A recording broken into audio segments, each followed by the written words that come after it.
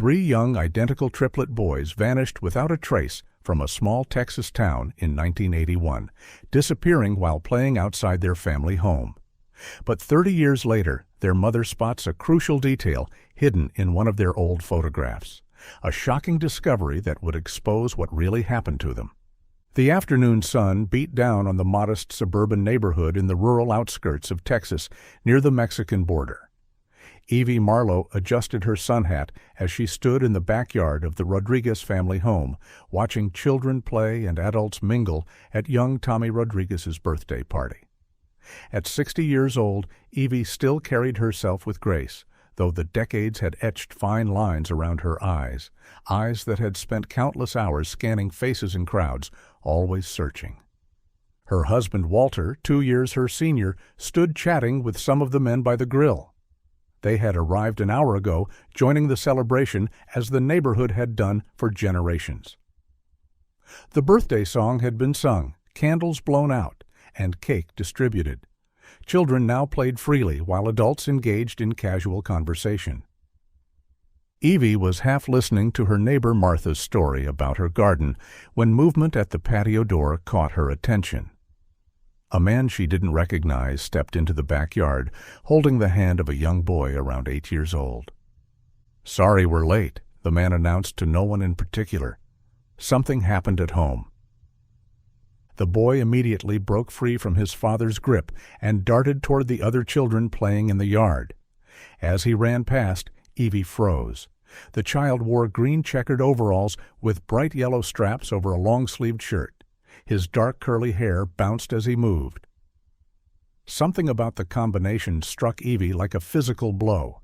Without excusing herself from the conversation, she moved quickly across the yard, her heart hammering in her chest. She reached out and grasped the boy's shoulder, turning him around to face her. "Where did you get those clothes?" she asked, her voice barely above a whisper. Her hand moved instinctively to touch his curly hair. The boy's eyes widened in alarm. He twisted away from her grasp and ran toward his father. "Daddy! Daddy!" he cried out, his voice high with fear. The man looked up, concerned, and immediately started walking toward Evie, who stood rooted to the spot, trembling slightly. "Is everything okay?" the man asked, placing a protective hand on his son's shoulder. His tone was more curious than accusatory, but his body language was clear. He was worried about what had just happened. "She touched me," the boy said, pressing against his father's side. "She scared me." The man's expression hardened slightly. "What's going on? Why did you grab my son?"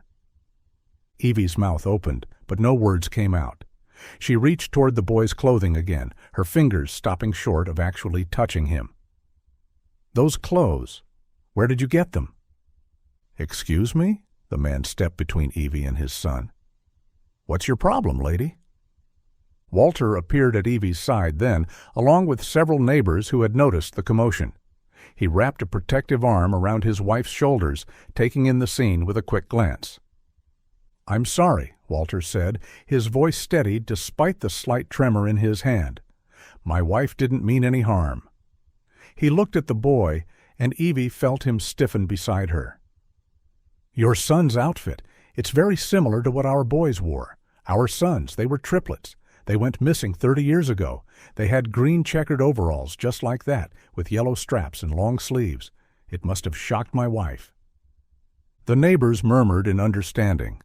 Mrs. Rodriguez, the party host, stepped forward. "It's true," she said softly to the man. "The Marlowe boys disappeared back in 1981. Terrible tragedy. The whole neighborhood searched for weeks." The man's expression softened immediately. "I'm so sorry, I had no idea." He looked down at his son's clothing. "I bought these months ago at a department store. I can't remember exactly when." Evie, still stunned, pleaded, "Please, could I just look at the clothes?" "I just want to see if it's the same brand." Walter gently held her back. "Evie, honey, the boy is not Lucas, Noah, or Gabriel. Let's not upset him further." He turned to the man. "I apologize for my wife. This has been difficult." Mrs. Rodriguez touched Evie's arm. "Evie, dear, you look so pale. Maybe you should go home and rest?" Walter nodded gratefully. "Yes, I think that's best." He thanked the party host, excused them from the gathering, and nodded respectfully to the father and son. "I wish we had met under better circumstances." "I'm truly sorry for upsetting your wife," the man said sincerely. "I honestly had no idea. We're new to the neighborhood and thought attending the birthday party would be a nice way to meet everyone." "It's not your fault," Walter assured him. Walter guided Evie out of the backyard, supporting her as they walked the 3 blocks to their home. Once inside, he helped her to the sofa and went to the kitchen to make tea. When he returned, he helped her take a sip from the steaming cup. Evie's eyes filled with tears. "I didn't mean to scare that little boy," she said, her voice breaking. When I saw those clothes." Walter nodded, sitting beside her. "I know. You had an anxiety attack. It's okay." "I can't forget them, Walter," Evie said, tears streaming down her face now. "Even after 30 years. Walter took her hand in his. They would be adults now, all 3 of them, grown men. "I know," Evie whispered. "I feel so embarrassed, always bringing up the past, making everyone uncomfortable." "We don't have to forget our sons," Walter said firmly. "I was shocked, too, when I saw that boy's clothes. They were so similar. Green checkered overalls, yellow straps, long sleeves." Evie sat up straighter. "I want to see their photos again, Walter. The ones where they're wearing those clothes." Walter hesitated. "They're in the box in the attic. We haven't opened it in over 20 years. "Please," Evie said, "if it will help me calm down." Walter sighed, but nodded. "I'll get it for you." He disappeared upstairs, and Evie heard his footsteps overhead, then the creak of the attic ladder. Several minutes later, he returned carrying a dusty cardboard box. He set it on the coffee table and wiped the dust off with a nearby hand towel. Together, they opened the lid, revealing the carefully preserved belongings of their missing triplets. Evie and Walter carefully removed items from the box, handling each one as if it were made of glass. Small toys, baseball gloves, 3 identical stuffed bears, homework assignments with gold stars and smiley faces, each object a preserved moment from their son's truncated childhood. "The photo album should be at the bottom," Walter said, his voice husky with emotion. "We packed it last." As they removed the final layer of memorabilia, the leather-bound album appeared. Walter lifted it gently and placed it on his lap. The cover was smooth from years of handling, though it hadn't been touched in decades. They settled side by side on the sofa as Walter opened the album. The first pages showed 3 identical newborns in the hospital, then 3 toddlers taking their first steps, birthday parties where candles were blown out in perfect synchronicity. "They were always so in tune with each other," Evie whispered, tracing a finger over a photo of the boys building a sandcastle at the beach. Walter turned the pages slowly, and they paused at each image, recalling the stories behind them.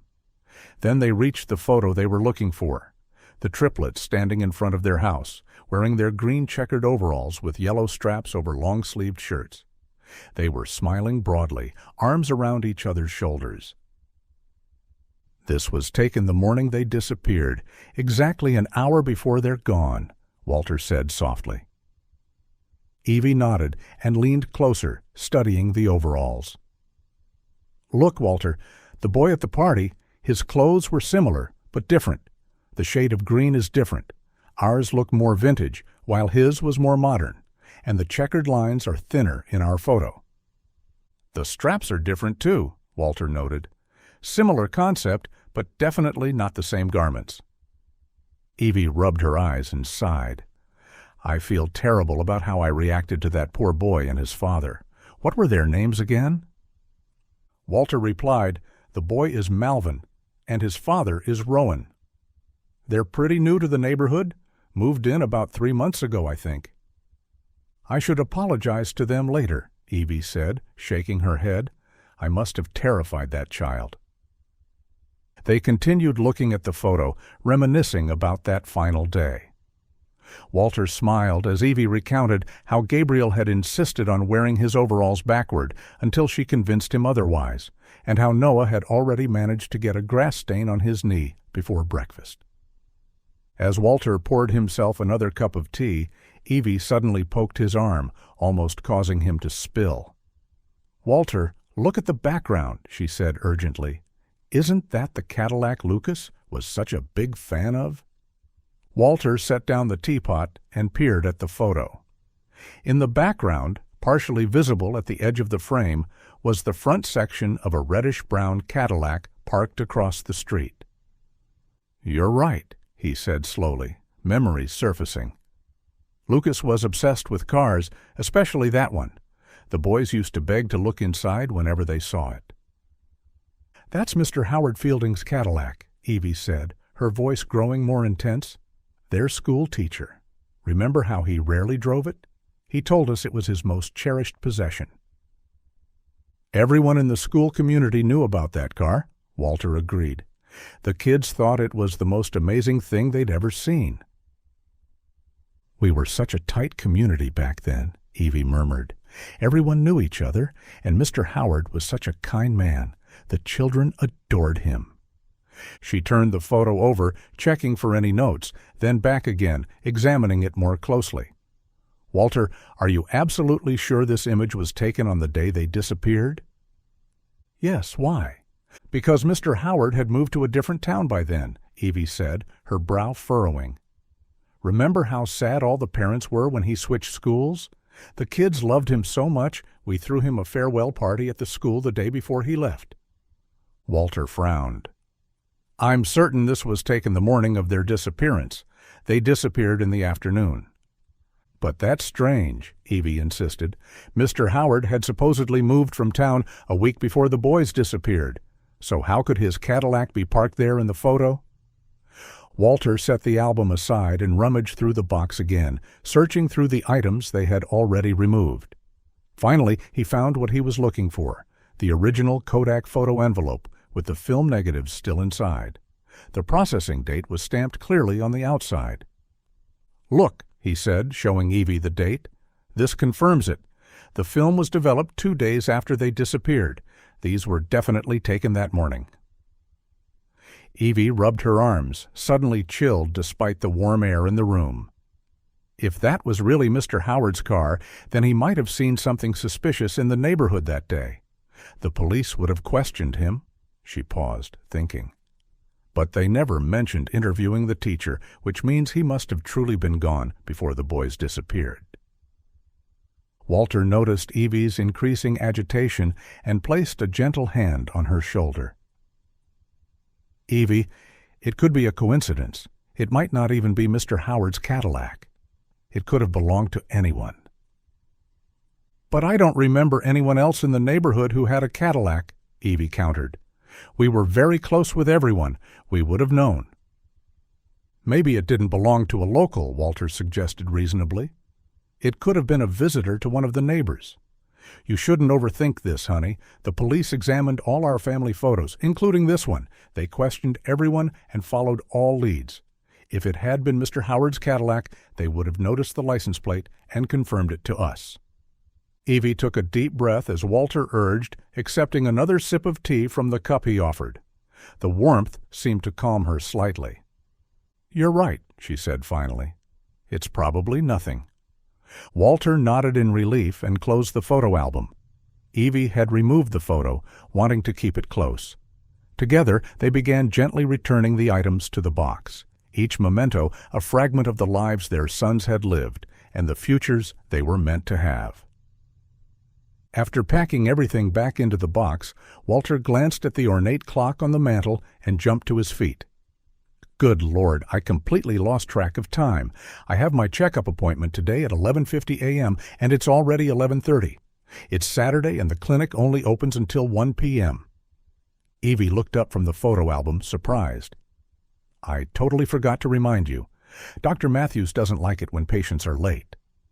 She quickly helped Walter gather what he needed: his health insurance card, the list of medications he was taking, and the journal where he'd been recording his blood pressure readings. Within 5 minutes, Walter was ready to leave. "Are you sure you'll be okay by yourself?" he asked, pausing at the door. "I'll be fine," Evie assured him. "I'll make some lunch, maybe take a nap this afternoon, and I'll have dinner ready when you get back. Don't worry about me." Walter nodded, kissed her cheek, and hurried out to the car. After he left, Evie went to their bedroom and picked up her phone from the nightstand. There was a text message from Louise Mitchell, an old friend who had worked at the school board for nearly 3 decades before retiring. "Annual school district retiree reunion coming up next month. Hope to see you and Walter there. We miss you both." Evie sat on the edge of the bed, staring at the message. Louise would have known Howard Fielding professionally.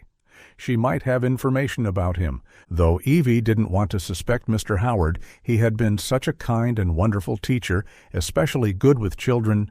She couldn't shake the strange feeling and questions that had settled over her since spotting the Cadillac in the photograph. Impulsively, she tapped Louise's contact information and called her. "Evie!" "What a wonderful surprise," Louise answered warmly. "Did you get my text about the reunion?" "I did, yes. Walter and I will try to make it," Evie said. "How have you been, Louise?" "It's been too long." They spent several minutes catching up, exchanging news about mutual friends and sharing updates about their health and families. Finally, Evie steered the conversation toward her real reason for calling. "Louise, do you remember Mr. Howard Fielding? He taught at Oak Ridge Elementary back in the early 80s. "Howard? Of course, I remember him. Such a talented teacher. The children and parents adored him." "Do you know where he is now?" Evie asked, trying to sound casual. "I remember he moved out of town, but I can't recall exactly where he went." There was a pause on the line. "Actually, Evie, I think you've got it wrong. Howard never continued teaching, at least not in the public school system. He never filed any transfer papers to another district or state." Evie sat up straighter. "He didn't? But we had a farewell party for him. He told everyone he was moving to teach at another school." "No, that's not how it happened. Maybe he was just joking when he said that. You know how he was," Louise said. "From what I've heard, he moved to a remote area in Texas and started a private charity farm for immigrant children." "A farm?" Evie repeated, confused. "I always thought he moved to a different state to teach." "No, nothing like that," Louise assured her. "Wait, someone mentioned the name of his place to me a few months ago. Let me think." There was silence for a moment. "Ah, I remember now. It's called Howard's Haven for Hope." "Howard's Haven for Hope," Evie repeated, committing the name to memory. "Why are you suddenly asking about Howard?" Louise inquired. Evie hesitated. "I just remembered he had a Cadillac, and I saw a similar Cadillac in an old family picture." "Oh, yes, he did have that beautiful Cadillac," Louise confirmed, "but he rarely took it out for a drive. He preferred to use his other car for daily travel. That Cadillac was his pride and joy, more of a showpiece than transportation." "Do you remember exactly when Howard left town?" Evie asked, her heart beating faster. Louise sighed.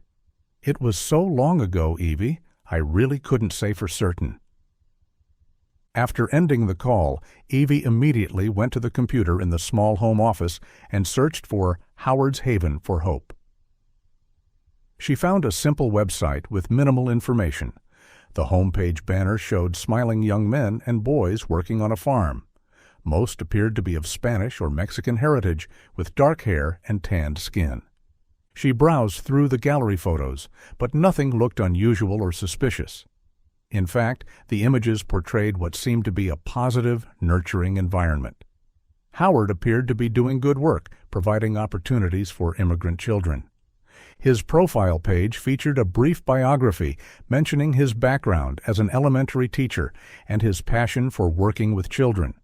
The farm's mission statement emphasized education, support, and creating pathways to success for immigrant youth. Evie found the farm's address and an email contact, but no phone number. She stared at the screen, contemplating her next move. It might be good to meet with Mr. Howard again to see what he was doing now. Perhaps she could show him the picture and ask if the Cadillac was his. Checking the clock, 11:45 a.m., Evie realized she could still make it to the address today. It was only a 90-minute drive. If she left soon, she could reach the farm by early afternoon, with plenty of daylight remaining. She picked up her phone and called Walter at the clinic. "Walter, how's your appointment going?" "I'm still in the waiting room," he replied. "Everything okay?"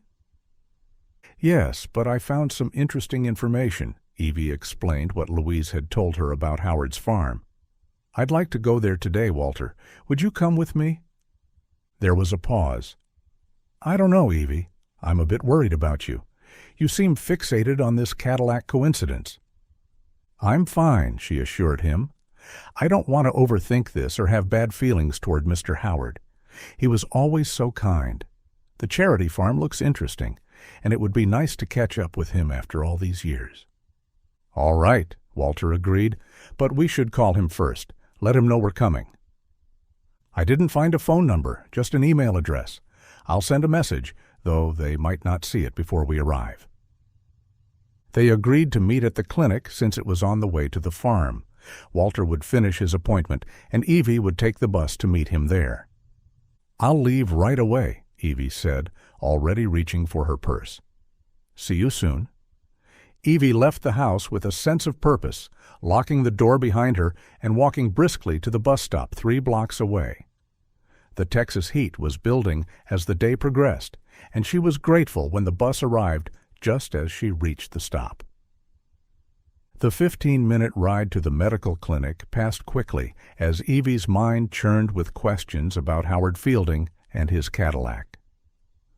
As she stepped off the bus, a young woman in a straw hat and bright yellow T-shirt thrust a colorful flyer into her hand. "County Agricultural Fair this week," the woman announced cheerfully before moving on to the next disembarking passenger. Evie glanced at the flyer as she walked toward the clinic. It advertised a week-long agricultural event that had started yesterday. Each day featured different activities, culminating in a farmer's market and various competitions over the weekend. She noticed the large print announcing a special auction today at a site not far from Howard's farm.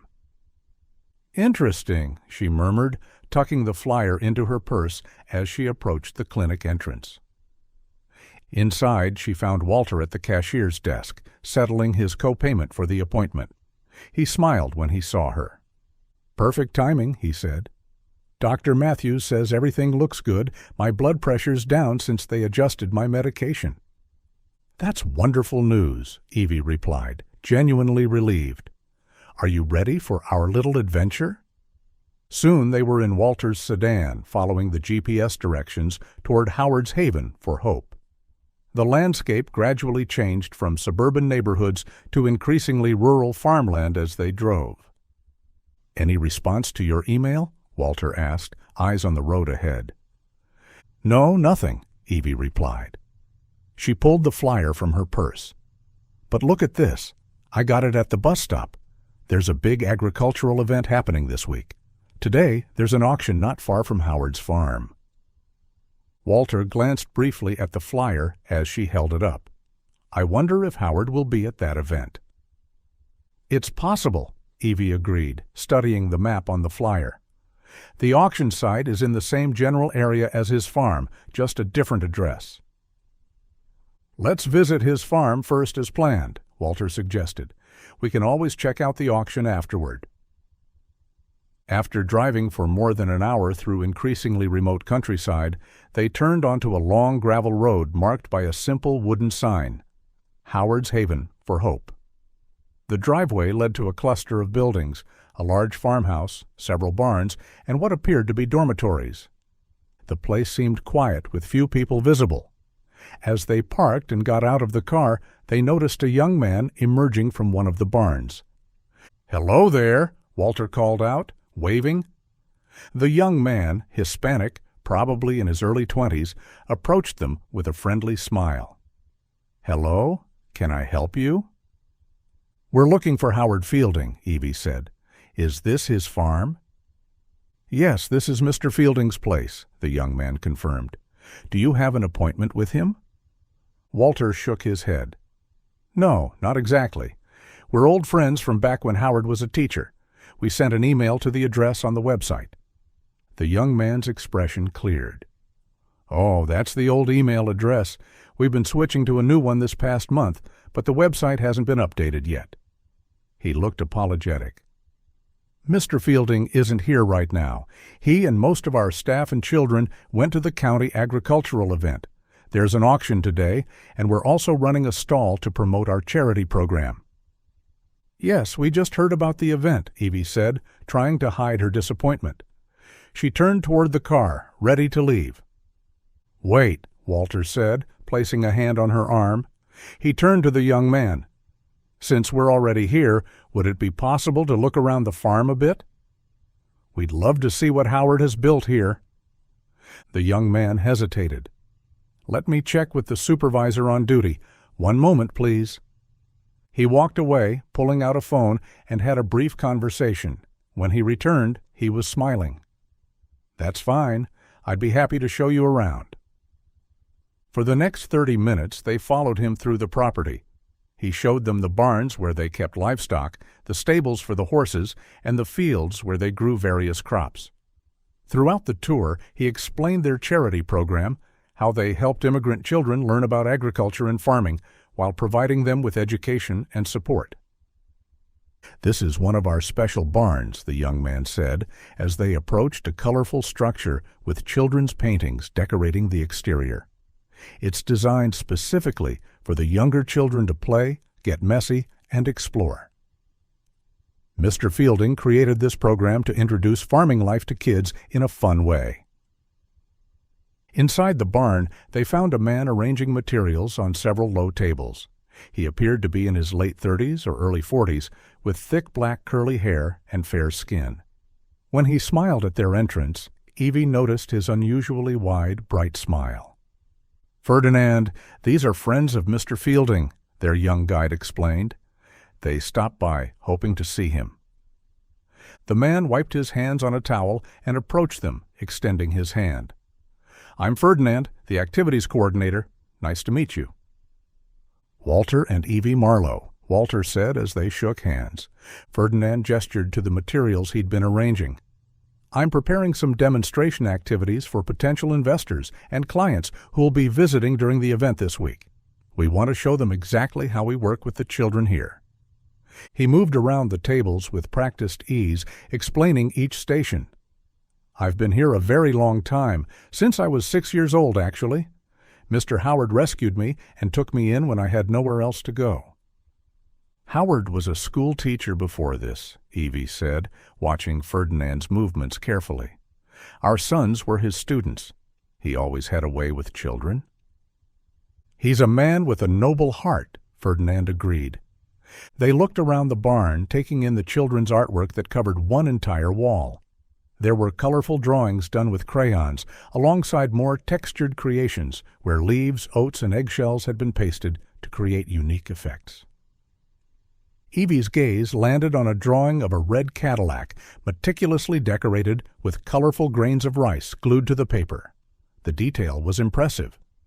"That Cadillac," she said, pointing to the drawing. "I remember that car was Mr. Howard's treasure." Ferdinand nodded. "Yes, he still has it here. In fact, he took it out this morning." He looked at the drawing with pride. "Actually, that one is mine. I made it as an example to show the children. That's why it's neater than their creations." He chuckled, gesturing to the more chaotic artworks surrounding it. Evie felt a strange chill run through her body, like a gust of cold wind across her skin. She stared at Ferdinand more intently, his black curly hair, his wide smile, and felt an unsettling sense of familiarity. Something about his mannerisms, the way he used his hands when he spoke. Ferdinand noticed her staring and shifted uncomfortably. "Is everything all right, ma'am?" Walter placed a subtle hand on Evie's back, a gentle warning. Yes, yes, Evie said quickly. I'm sorry, it's just all these children's crafts. They reminded me of my boys when they were young. She hesitated, then asked, Do you have any siblings, Ferdinand? Evie, Walter said in a low, cautioning voice. Ferdinand chuckled awkwardly. Yes, I do, actually. My brother's at the event today with Mr. Howard. He checked his watch. You should check it out if you have the time. There's going to be a children's performance and an auction. They thanked Ferdinand for his time, and their young guide led them back toward the entrance of the property. As they walked, Evie looked back once again. Her mind raced with possibilities and questions she couldn't yet articulate. When they reached their car, they thanked the young staff member for the tour. Evie's hands trembled slightly as she fastened her seatbelt, her thoughts consumed by the man with the curly black hair and wide smile who had been rescued by Howard Fielding at the age of 6. Inside the car, Walter started the engine and checked the GPS on his phone. The auction site is only 20 minutes from here, he said. Should we go? Absolutely, Evie replied, her voice tense with excitement. I need to speak with Mr. Howard. As they drove down the dusty country road, Walter glanced at his wife. Evie, why did you ask Ferdinand such personal questions about whether he had siblings? Evie stared out the window, watching the farmland roll by.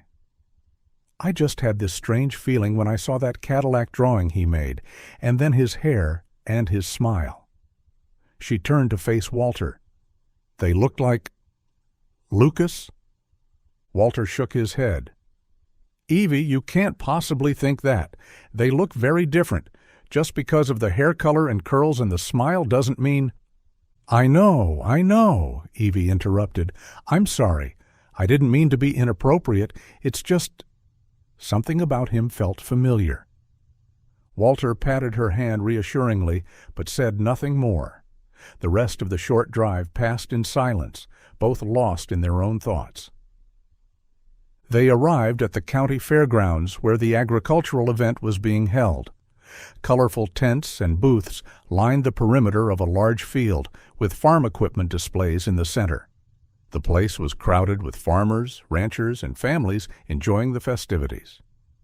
No auction happening right now, Walter observed, checking the schedule posted near the entrance. Looks like it had passed. They walked through the fairgrounds, stopping occasionally to look at displays of prized livestock and agricultural innovations. After about 10 minutes, they spotted a white tent with a blue banner reading, Howard's Haven for Hope, stretched across the top. As they approached, Evie's breath caught in her throat. There, speaking with a couple who appeared to be potential donors, was Howard Fielding. Though 3 decades had passed, she recognized him immediately. His hair had gone completely white, and deep lines etched his face, but he still had the same enthusiastic gesturing as he spoke. They waited until the couple moved on, then stepped forward. Mr. Fielding, Walter said. Howard Fielding? The older man turned, his expression polite but blank. Yes? Can I help you? You probably don't remember us, Evie said. I'm Evie Marlowe, and this is my husband Walter. Our sons, Lucas, Noah, and Gabriel, were your students at Oak Ridge Elementary? Howard's brow furrowed as he studied their faces. I'm terribly sorry. It's been a long time, and I'm an old man now, almost 70. He tapped his temple. The memory fails a bit more each year. Can you believe that? Evie stepped closer. I organized your farewell party with the other mothers before you left the school. If there was ever a woman with 3 identical little boys following behind her like ducklings, it was me, Evelyn Marlowe. Recognition slowly dawned in Howard's eyes, and his face broke into a smile. Of course, the Marlowe family. Lucas, Noah, and Gabriel. Bright boys, all 3 of them. His smile faltered slightly. I'm very glad to see you both after all these years. We were surprised to learn about your farm, Walter said. It's quite an impressive operation you've built. Thank you, Howard replied. It's been my life's work these past decades. The conversation inevitably shifted to the triplets. Howard's expression grew somber. "I heard about the boys going missing, a terrible tragedy. I was deeply saddened when I learned of it." "I always thought you'd move to another town in a different state to teach," Evie said, watching his reaction carefully. Howard shook his head. "No, I stayed in Texas. I went to a different town to get a certification and prepare for this venture." He gestured around. "Starting this farm was always my dream." Evie leaned forward slightly.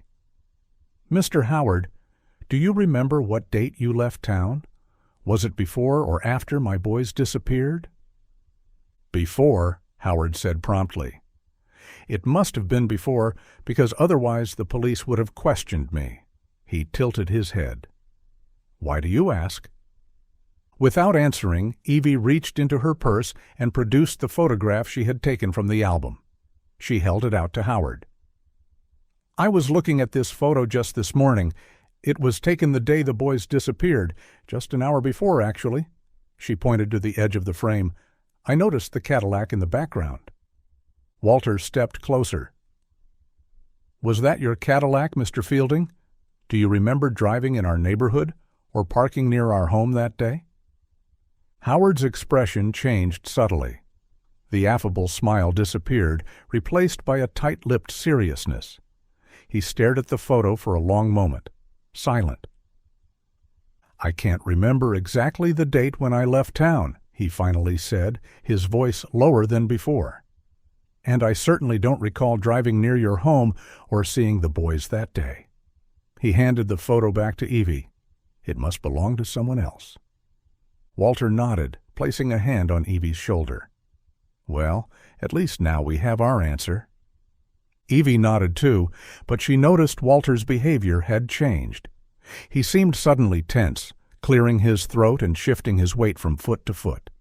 Howard looked at them with an unreadable expression. "Do you think the Cadillac is connected to your boy's disappearance?" "We're not sure," Walter replied. "The police never mentioned it back in 1981. We just noticed it in the photo this morning." Howard checked his watch. "It's nearly 3:30. We need to start wrapping up." He turned to two men standing behind the table. "The event is ending at 4 p.m. Let's get everything packed up." He turned back to Evie and Walter. "You should take the opportunity to look around while you can. In about 5 minutes, there will be a closing performance by the children from our farm." He pointed toward a small outdoor stage at the far end of the fairgrounds. "It's quite charming. You might enjoy it." "Thank you," Walter said. "It was good to see you again, Howard." As they walked away from the tent, Evie lagged slightly behind. She heard Howard's voice, low and urgent, speaking into his phone. "Leave immediately after the performance. Get Diego here." "Yes, now." Evie froze, then slowly turned back. Howard was busy directing his staff, paying no attention to them. She hurried to catch up with Walter, her mind racing with questions and a growing sense of dread. They made their way to the small outdoor stage where a group of children was assembling for the closing performance. Most appeared to be Mexican, ranging from about 6 to 9 years old, with a few kindergarten-age children mixed in. The children lined up on the simple wooden platform and began singing a cheerful folk song in Spanish. Evie watched the performance, but her mind was elsewhere. She scanned the crowd, the staff members, looking for anything unusual. After a few minutes, movement at the edge of the stage caught her eye. A man emerged from behind the stage, walking with purpose toward the vendor area. His pace was quick, almost hurried. Even from a distance, Evie could see his thick, curly black hair.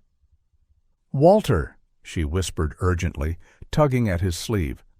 "Look at that man." She pointed discreetly. "The one walking so fast. See his hair? Doesn't he look like Ferdinand?" Walter followed her gaze, his eyes narrowing as he focused on the retreating figure. "Yes," he said slowly. "The resemblance is striking." "Do you think they're twins?" Evie asked, her voice tight with barely controlled excitement. Before Walter could answer, Evie was already moving away from the crowd, weaving between spectators to get a better look at the man's face. Walter hurried after her, keeping close. They circled around a cotton candy vendor, positioning themselves where they could observe without being obvious. The man had reached Howard's tent and was engaged in an intense conversation with Howard Fielding. As they watched, the man turned slightly, giving them a clear view of his profile. Evie gasped softly. The resemblance to Ferdinand was undeniable. They could have been identical. The same wide smile, the same thick eyebrows, the same animated way of gesturing while speaking. "This must be the brother Ferdinand mentioned," Evie whispered.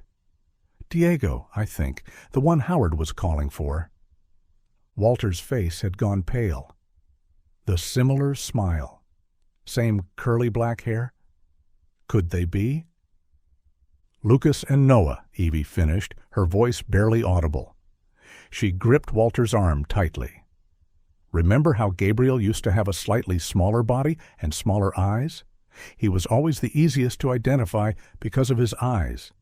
And Noah had that slightly thicker brow and was always so agile and fast, even though he was calmer than Gabriel and Lucas." They watched as Howard and Diego suddenly broke off their conversation. Howard gestured sharply, and both men began walking rapidly toward the parking area, leaving the other staff members at the tent looking confused. "Why are they in such a rush?" Evie's voice rose with alarm. "We should follow them. I need to talk to that man." She started forward, but Walter caught her arm. "Evie, wait. We could be mistaken. If they really are our boys, Gabriel should be here too. Let's check the area first. If Gabriel is here somewhere, then we can call the police to investigate Howard." Evie hesitated, then nodded reluctantly. "You're right. Besides, we know where the farm is if we need to go back." They moved quickly through the fairgrounds, scanning faces in the crowd, looking behind booths and tents, but found no third man resembling Ferdinand and Diego. "Maybe we're wrong," Walter said, though his voice lacked conviction. "Maybe it's just a coincidence."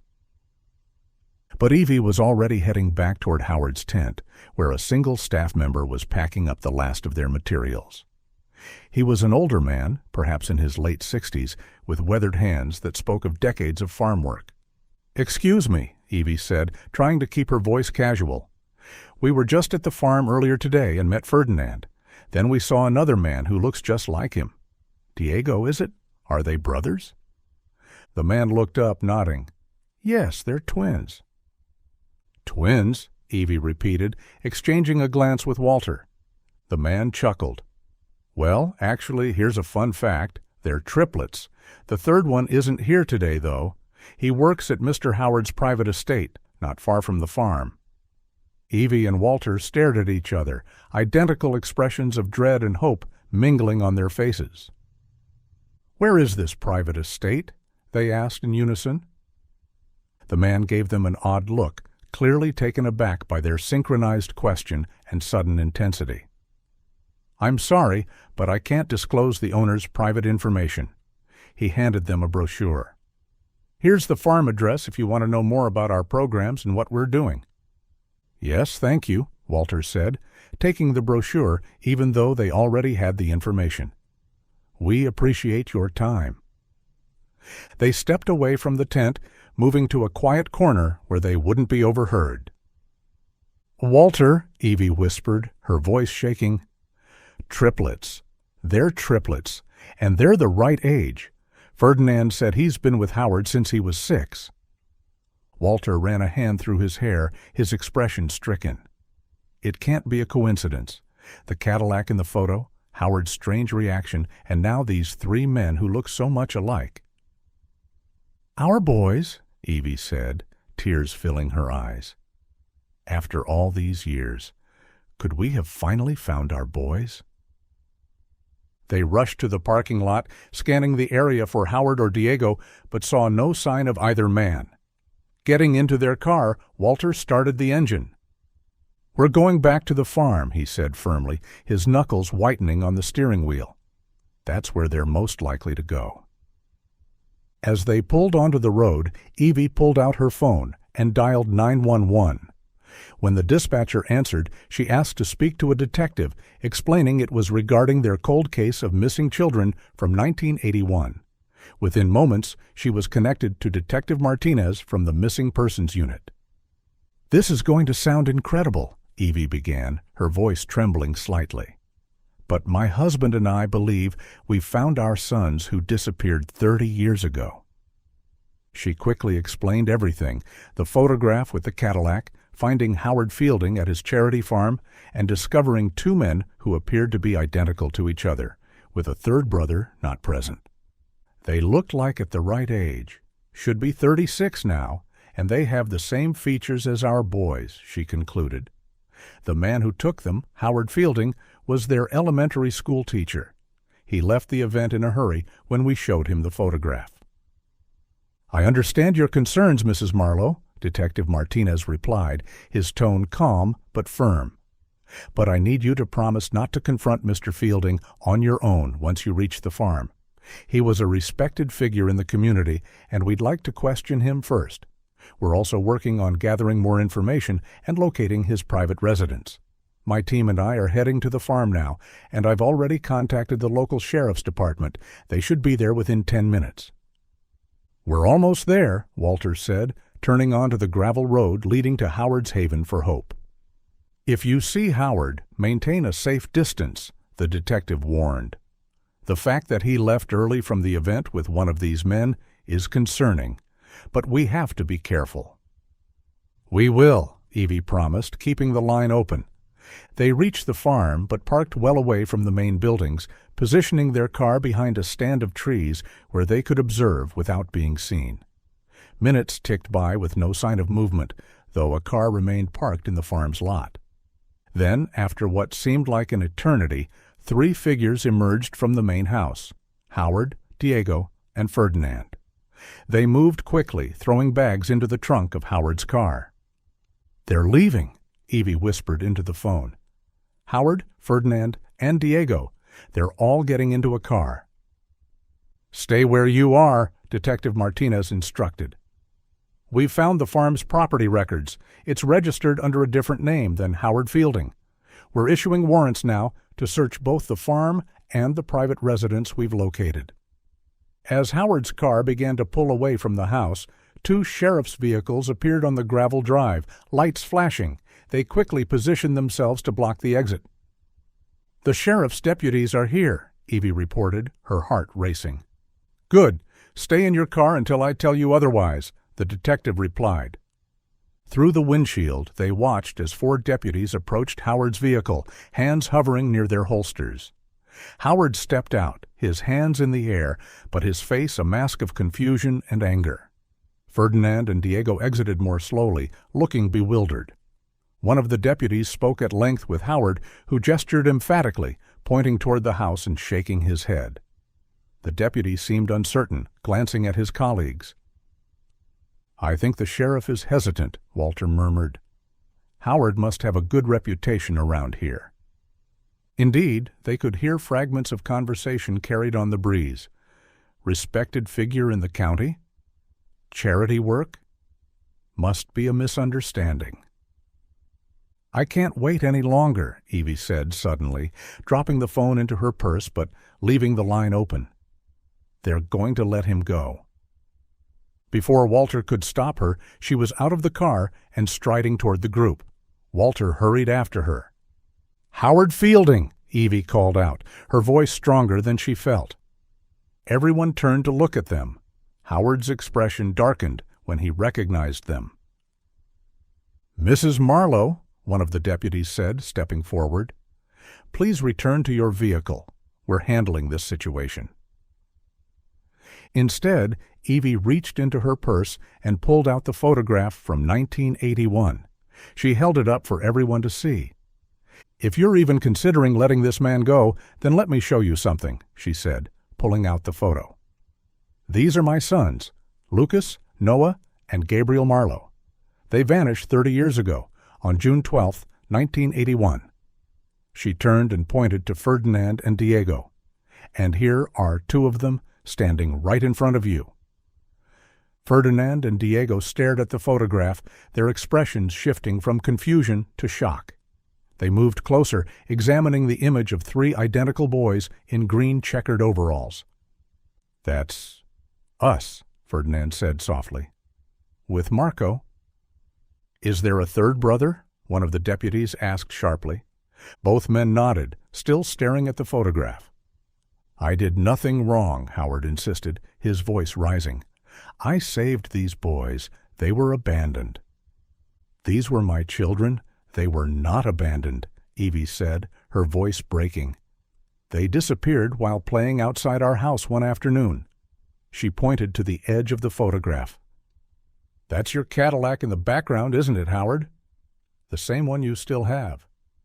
Howard remained silent, his jaw working. "The Cadillac is in the garage near the farmhouse," Diego said quietly. "He still has it." Ferdinand looked at Evie, then at Walter. "Are you really our parents? Howard told us you were in prison?" "Yes," they said in unison, tears streaming down Evie's face. "But we were never in prison. That man has been lying to you all this time. You've all grown so much, just like Walter and I always believed you would." "We're 36 years old now," Diego said, as if trying to make sense of it all. "That's right," Evie confirmed. "You were born on February 15th, 1975. The deputies exchanged glances, then the senior officer stepped forward. "Mr. Fielding, please turn around and place your hands behind your back. You are now our primary suspect in the kidnapping case." As one deputy handcuffed Howard, another spoke into his radio, confirming the warrant execution at the private residence. The peaceful farm transformed into a hive of activity as more law enforcement vehicles arrived. Forensic technicians searched the buildings while detectives interviewed Ferdinand and Diego separately. In the garage, they found the Cadillac, its cherry red paint dulled with age, but unmistakably the same vehicle from the photograph. In Howard's office, they discovered the original license plate hidden in a locked drawer, along with documents bearing the false names of Ferdinand, Diego, and Marco. "They should be Lucas, Noah, and Gabriel," Evie told the detective, watching as evidence was bagged and tagged. "I know Ferdinand is Lucas because of his wide smile. Diego is Noah. He always had that agility and slimmer build. So Marco must be Gabriel." "They're not even Mexican," Walter added, "though our ancestry does include some mixed heritage, which is why they could pass for Hispanic." When questioned about their third brother, Ferdinand explained, "Howard always kept Marco at the house, never at the farm. He takes care of the younger children there, mostly orphaned immigrant kids." "He told us we were rescued," Diego added. "Said our parents were immigrants who did something bad and went to prison for life. We believed him because we were so young when it happened." "What did he do to you?" a detective asked gently. Both men looked uncomfortable. "Nothing bad in the last 20 years, Ferdinand finally said. "He just expected absolute obedience, to do things exactly as he said." "But our childhood was harsh," Diego added quietly. "He would discipline us often, make us strip, touch us in ways that felt strange, then hit us with a rattan stick. He said it was the consequence for not listening or being naughty. Now we understand what he really did. But even all these times, we genuinely believed we were so bad that he had to treat us that way for our own good. That's what he made us believe, especially Diego." Later that evening, as twilight settled over the farm, a call came through from the team at Howard's private residence. "We found Marco," the officer reported, "along with 8 children ranging from 4 to 10 years old. We're moving them all to the hospital for evaluation. Many appear frightened and traumatized." "And Marco?" Evie asked anxiously. "How is he?" "Confused, but physically well. We've explained the situation briefly. He, Ferdinand, and Diego will be reunited at the police station, along with you and your husband."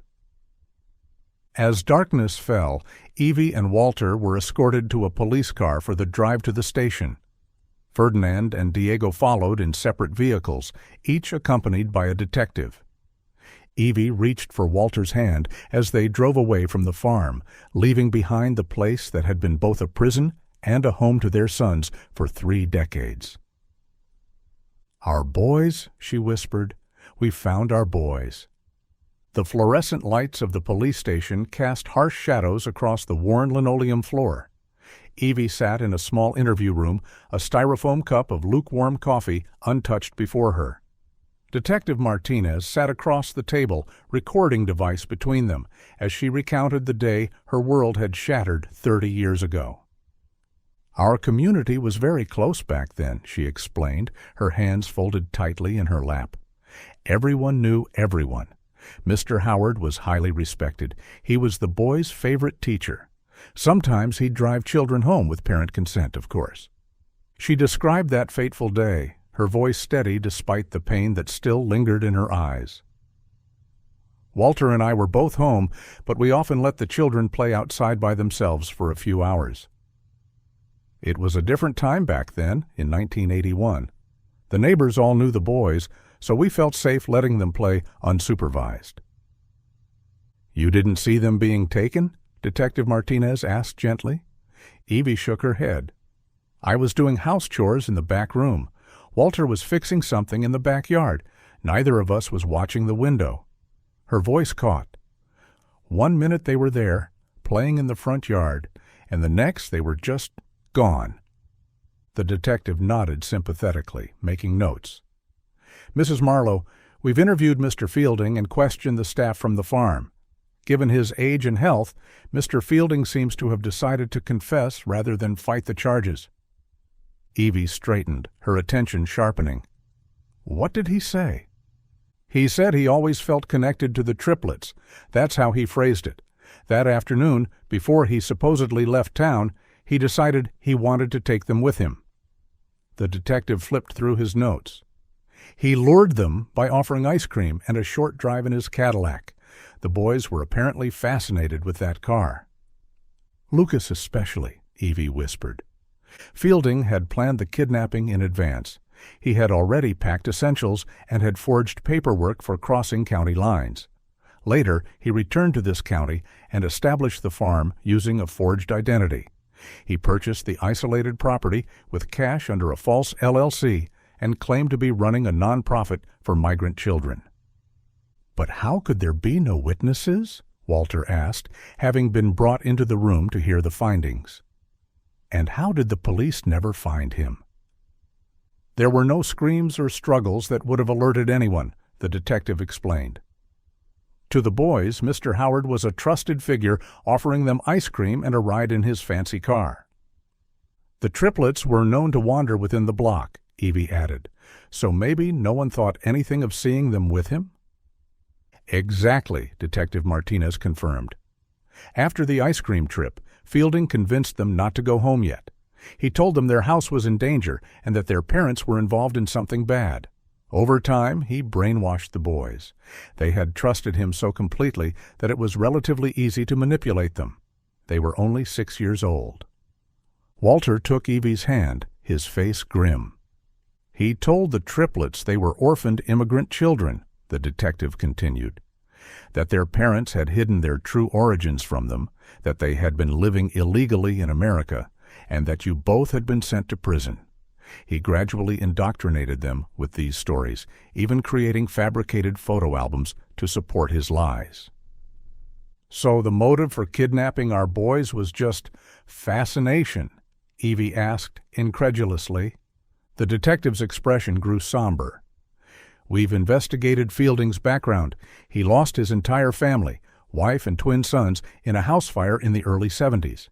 It appears he suffered a psychological break, though he managed to function outwardly in society. Based on his statements and psychological evaluation, he came to believe certain children were meant to be his, especially those with strong emotional bonds, like Triplets."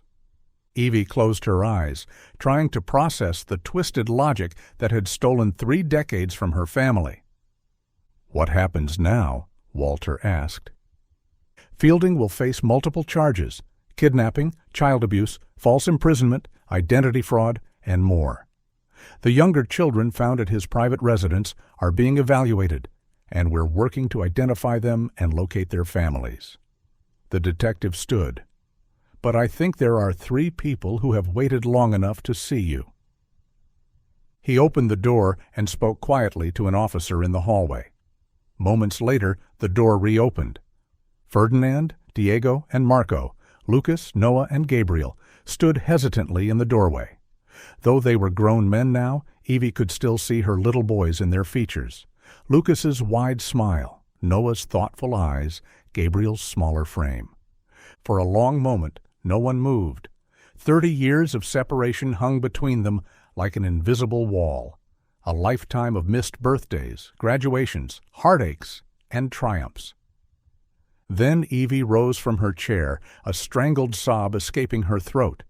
She took one uncertain step forward, then another. Walter stood beside her, tears streaming unashamedly down his weathered face. "My boys," Evie whispered. "My beautiful boys." Something in her voice seemed to break through.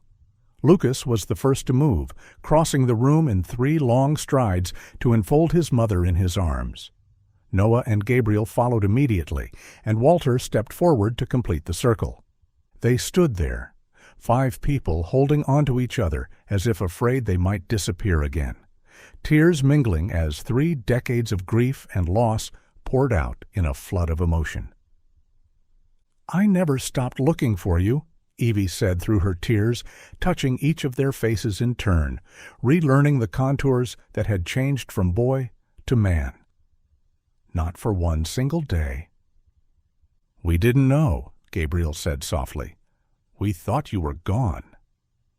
"But we're here now," Walter said, his voice thick with emotion. "We're all here now." Outside the interview room window, the night had deepened, stars appearing in the vast Texas sky. Inside, a family torn apart by one man's twisted obsession began the first tentative moments of healing, holding on to each other in the harsh fluorescent light of a small-town police station.